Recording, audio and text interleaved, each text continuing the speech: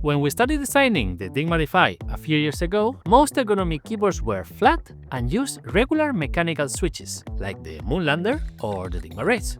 However, during these years, keyboards with low-profile switches and/or with a keywell have gained popularity, and more keyboard designs feature one or the other, or even both. The most notorious examples are the CSA Voyager, the Kinesis Advantage 360, and the Glove 80.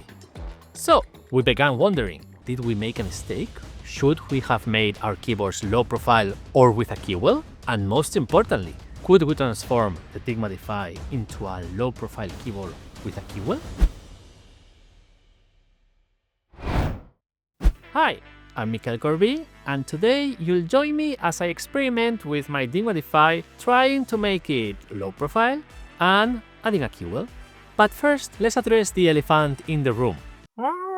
Why didn't we make our keyboards that way in the first place? Why don't our keyboards have low-profile switches and a keywell?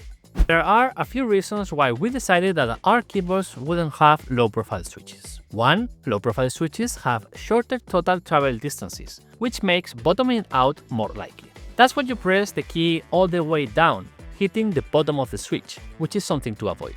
Ideally, you should release the switch once you reach the activation point. Second, there are far fewer low-profile switches to choose from, so it's less likely that you'll find one that fits your exact needs.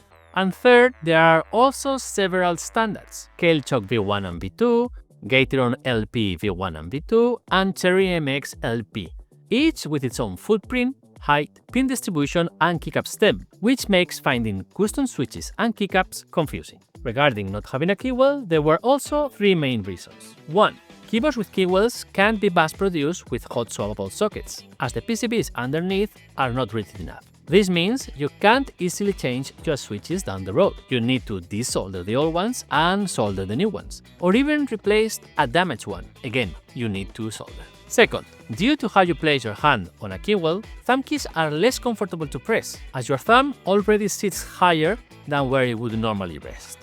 3. Keyboards with keywells tend to be taller, which means that you need to adjust the way that you sit to accommodate them. Otherwise, you will end up like a T-Rex. Although, to be true, the Glove 80, thanks to the low-profile switches, is not as tall as other keyboards with a keywell, like the Kinesis Advantage. That said, the Voyager and the Glove 80 have been highly appreciated by the community. So, in the name of science, we are going to try and recreate a similar experience on the Dygma Defy. Let's start with the easier task: making a low-profile Dygma Defy.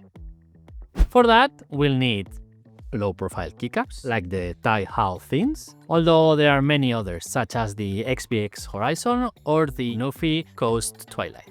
Then we're going to need low-profile switches, and this is where it gets a bit tricky. As I mentioned before, low-profile switches have a different footprint, height, and pin distribution than MX switches, so they won't fit on the sockets that the Dygma Defy has. For this experiment, we're going to need very special switches. These switches have the bottom half of a regular switch, so they fit on our PCBs, and a shorter top half, so they are lower and have a shorter travel distance than regular switches. Only two switches meet those criteria: the Gathio LP and the Texi Pudding Medium. Since the Gathio switches are currently out of stock, we're going to use the Texi Medium. My drug dealer gave me this. Let's get to work.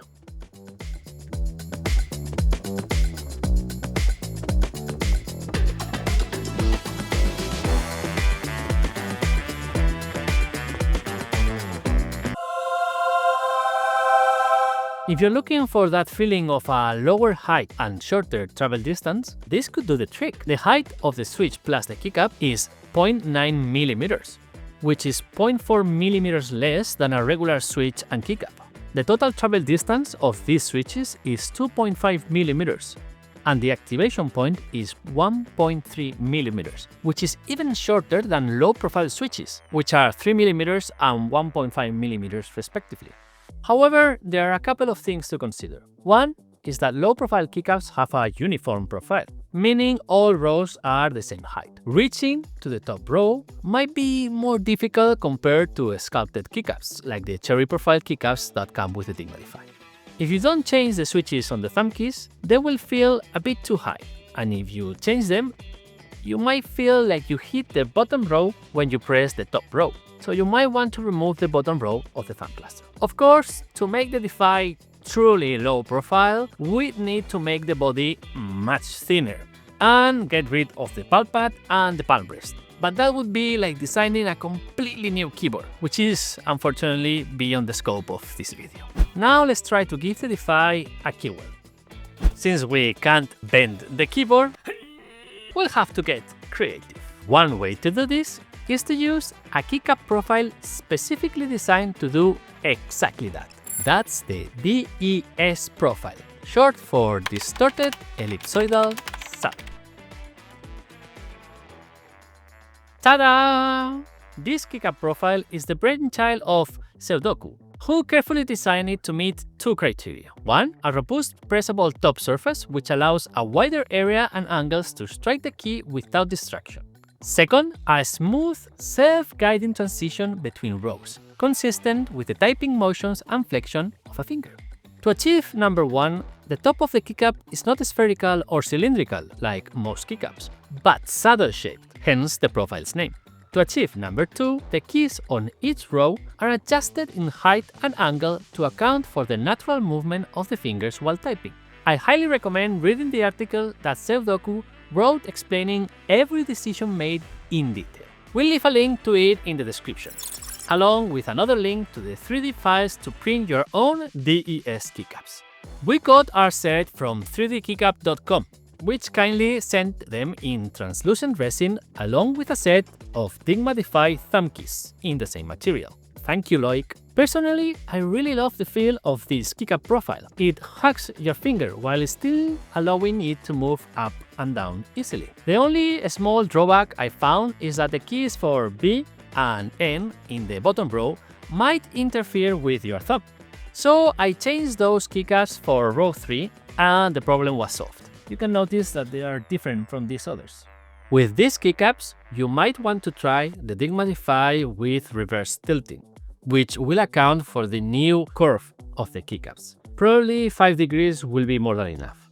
I'm not 100% convinced of the material though. It looks great, with the LEDs shining softly through it, but the texture is a weird combination of dusty and oily, and some of the edges of the saddle can feel a little bit sharp. Fortunately, you can print this in any material you like. I really like nylon. It looks as if the keycaps are made of stone, but keep in mind that those are not shined through. Regardless of that, what's important is that you can use this profile to easily recreate a keywell without any of its drawbacks. Of course, it's not as deep as a standard keywell, but it's a great compromise. Now for the final boss, making a low-profile Dygma Defy with a keywell. For that, we're going to need the Texi medium switches and the Die-How thin keycaps, which are already in this keyboard, and these special tilters. We got these from 3dkeycap.com, but you can also 3D print them yourself. We've left a few links below if you're interested. Let's install this.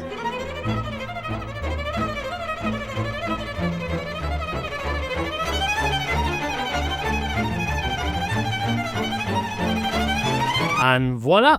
This solution provides a much more similar feeling to the Glove 80, thanks to the low-profile uniform keycaps and switches with short travel distances. It has a couple of drawbacks though. One, with the tilters, the keycaps wobble a little bit, especially the taller ones. And with some keycaps being so far from the LEDs, especially again the top row, the light that shines through is not as good. And finally, since you're pressing the key at an angle compared to the switch's axle, you will need a little bit more force to activate it. Again, this is only really noticeable in the top row. With this new keywell, you might want to adjust the Dygma Defy to reverse tilting at 10 degrees. Nevertheless, this is a great and simple solution to get a keywell on your Dygma Defy without much investment. And if the keywell is not enough for you, you can even transform your Dygma Defy into an Azeron Cyborg. You only need to print and assemble this amazing system of levers that Not.NDA has designed and kindly shared. I can't really see myself using it, but it looks so cool. If you're interested, The files are linked in the description. And that's it! Which one is your favorite Dygma flavor? Regular? Low profile? Keywell? Or a combination of both?